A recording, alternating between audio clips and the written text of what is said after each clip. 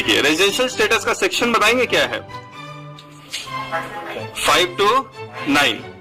पहला सेक्शन कौन सा है, section 6, determination of residential status of person. अब पर्सन कितने तरह के हैं, 7। सेक्शन 6 सबसेक्शन 1 में किसका रेजिडेंशियल स्टेटस है, इंडिविजुअल का। सेक्शन 6 सबसेक्शन 2 में किसका रेजिडेंशियल स्टेटस निकाल रहे हैं, HUF, firm, AOP oblique BOI. Section 6 subsection 3 में कंपनी। सेक्शन 6 सबसेक्शन 4 में local authority and artificial juridical person. 6(1) से 6(4) को क्या कहते हैं, बेसिक कंडीशन। या तो बेसिक कंडीशन सेटिस्फाई करेगा या नहीं करेगा। अगर बेसिक कंडीशन सेटिस्फाई कर गया तो रेजिडेंशियल स्टेटस क्या होगा, रेसिडेंट। अगर बेसिक कंडीशन नहीं सेटिस्फाई किया तो रेजिडेंशियल स्टेटस होगा नॉन रेजिडेंट। सेक्शन 6 सबसेक्शन 5 हम लोग को नहीं करना है।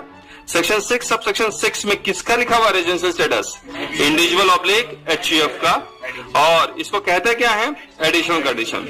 अब या तो एडिशनल कंडीशन सेटिस्फाई करेगा या नहीं करेगा। अगर सेटिस्फाई किया तो R-OR resident and ordinarily resident. R किस लिए लिखा, क्योंकि बेसिक कंडीशन सेटिस्फाई हो रहा है। OR किस लिए लिखा, क्योंकि एडिशनल कंडीशन सेटिस्फाई हो रहा है। अगर एडिशनल कंडीशन नहीं सेटिस्फाई करता है तो R-NOR। आर किस लिए लिखा, क्योंकि बेसिक कंडीशन सेटिस्फाई हो रहा है। NOR किस लिए लिखा, क्योंकि एडिशनल कंडीशन सेटिस्फाई नहीं हो रहा है। अब सबसे पहले रेजिडेंशियल स्टेटस किसका निकालेंगे, इंडिविजुअल का। इंडिविजुअल का रेजिडेंशियल स्टेटस किस सेक्शन में है, section 6 subsection 1 and section 6 subsection 6। ऊपर वाले टेबल से पता लग रहा है हमें। अब सेक्शन 6 सबसेक्शन 1 में क्या है, basic condition. If an individual is present in India for period और periods of at least 182 days in the relevant previous year, or B for at least 60 days in the relevant previous year and at least 365 days in last 4 years immediately preceding the relevant previous year। A और B लिखा हुआ है, तो कोई भी एक condition satisfy कर जाएगा, क्या होगा, रेजिडेंट इन इंडिया। अगर ए भी नहीं सेटिस्फाई करता है और बी भी नहीं सेटिस्फाई करता है तो रेजिडेंशियल स्टेटस क्या होगा, नॉन रेजिडेंट इन इंडिया। बताइए, अगर ए कंडीशन सेटिस्फाई कर जाता है तो क्या आप बी चेक करेंगे, नहीं। बी आप कब चेक करते हैं, जब ए सेटिस्फाई नहीं करता है। अगर 60 डेज का कंडीशन सेटिस्फाई कर गया तो आपको कौन सा कंडीशन चेक करना कंपलसरी है, 365 डेज इन लास्ट 4 ईयर्स। हमने आपको बताया था कि 60 डेज का कंडीशन एप्लीकेबल नहीं होता है अगर वो एक्सेप्शन में फॉल करता है। एक्सेप्शन पढ़ रहे हैं, exception check only 182 days.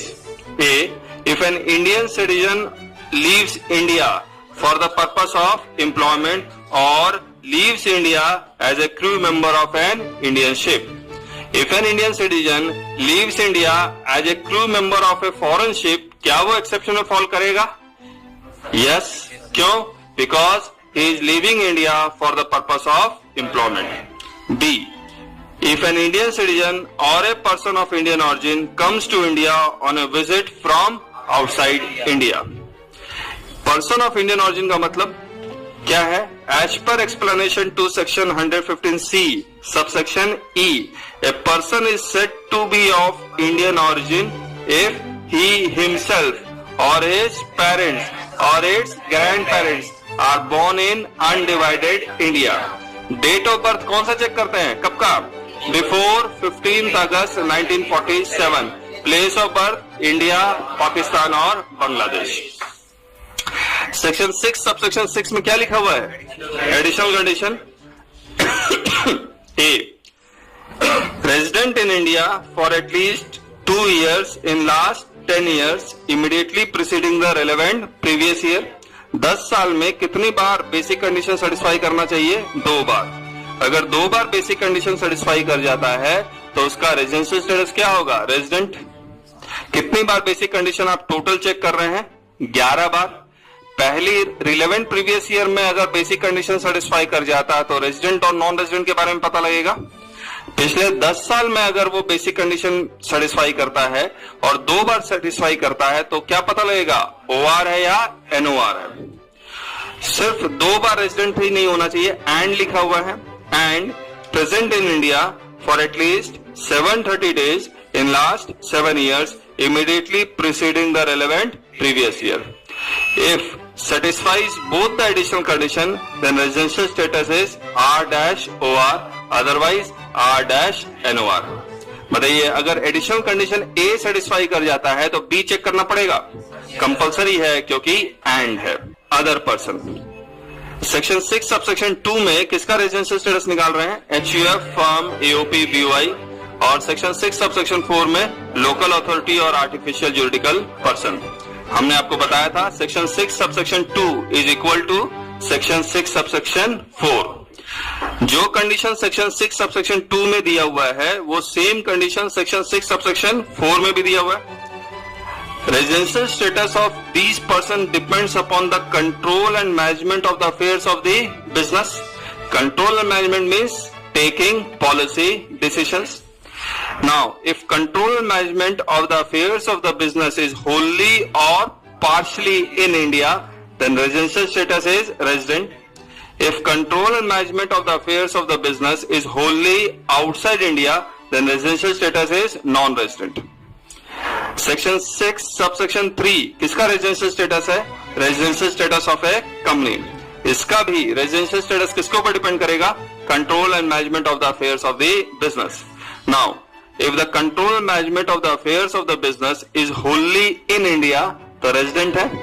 If control and management of the affairs of the business is wholly or partially outside India, तो non-resident है. Note: residential status of Indian company is always resident in India, irrespective of control and management of the affairs of the business. यानी कि अगर Indian company है तो उसका control management India में हो तब भी रेजिडेंट है, होली आउटसाइड इंडिया हो तब भी रेजिडेंट है. अब सेक्शन 5 क्या है? Incidence of tax. ना 2 basis of taxation. Number 1 source basis, number 2 resident basis. कितने तरह के रेजिडेंशियल स्टेटस? R-OR, R-NOR और NR. Number 1 income which accrues or arise in India. Indian income है, सोर्स बेसिस पे हर कोई टैक्स देगा तो taxable taxable taxable. Income which accrues or arise outside India, foreign income है तो किस बेसिस पे टैक्स लगेगा? रेजिडेंट बेसिस पे, तो R-OR टैक्सेबल. लेकिन एक्सेप्शन बनाया गया है R-NOR का और नॉट टैक्सेबल लिखा हुआ है. लेकिन अगर वो बिजनेस इनकम कमा रहा है तो taxable if business is controlled from India. अगर वो प्रोफेशनल इनकम कमा रहा है तो profession is setup in India तो टैक्सेबल हो जाएगा. बाकी बिजनेस इनकम नहीं है, प्रोफेशनल इनकम नहीं है, इंटरेस्ट है, डिविडेंड है, रॉयल्टी है, ये सब इंडिया में तभी टैक्सेबल होगा if this income is received in India. तो taxable if any income is received in India. Non resident foreign income के ऊपर इंडिया में टैक्स नहीं देता है, लेकिन वो कब देगा? If the income is received in India. Now what is Indian income? When it is said that income is deemed to accrue और अराइज इन इंडिया. किस सेक्शन में है? Section 9 subsection 1. इसके 7 पार्ट है. Number 1 income from business connection. Now income from business connection का मतलब क्या बताया था? बिजनेस कहां कर रहा है वो? Outside India. उसका कोई एक्टिविटी कहां हो रहा है? इंडिया में हो रहा है. It means there is a business connection. Business connection का दूसरा नाम है टेरिटोरियल नेक्सस या फिर उसको परमानेंट एस्टैब्लिशमेंट भी कहते हैं. तो income from business connection, business outside India and part activity of business carried out in India, also called permanent establishment or territorial nexus. Exception to the business connection. 4 cases में business connection नहीं मानेंगे. अगर नहीं मानेंगे तो India में taxability नहीं आएगी. A, all operation not carried out in India. तो कौन सा ऑपरेशन के लिए इंडिया में टैक्सेबल होगा? वही operation which is carried out in India. B, purchase for export. C, collection of news. D, shooting of film in India by foreign citizen. 9(1) Clause 2, services rendered in India by any person. 3, services rendered outside India by Indian citizen. Employer is Government of India. इसके साथ कौन सा section है एक applicable हो जाता है? Section 10 subsection 7. तो यहां लिख लेना. However, as per section 10 subsection 7, allowances and perquisites are exempt from tax. Only basic salary is taxable. So, however, as per section 10 subsection 7, allowances and perquisites are exempt from tax. Only basic salary is taxable. Fourth, dividend from Indian company. इसके आगे आप क्या लिखेंगे? However, it is exempt from tax under section 10 subsection 34. Interest on loan which is used in India, royalty from knowledge which is used in India, fees from technical services where technical agreement is implemented in India. इन तीनों cases में government of India का exception डाला था हमने. If interest, royalty or fees for technical services is payable by Government of India, then such income deemed to accrue or rise in India, whether there is a business connection or territorial nexus or not. तो India में उसका business connection हो या ना हो उससे कोई फर्क नहीं.